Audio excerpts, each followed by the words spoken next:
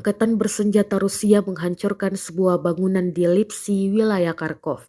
Target yang diserang disebut menjadi tempat tentara Ukraina mengumpulkan kekuatan untuk serangan lebih lanjut. Serangan diluncurkan dari pesawat pembom Su-34.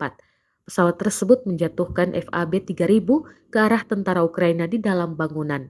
Rekamannya beredar di Telegram pada Rabu 28 Agustus 2024.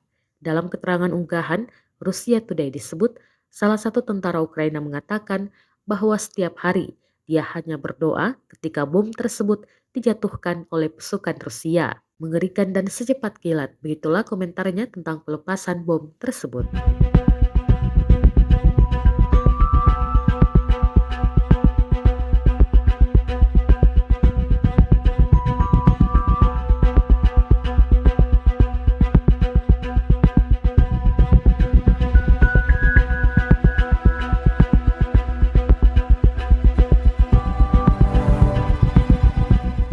Download Tribun X sekarang, menghadirkan lokal menjadi Indonesia.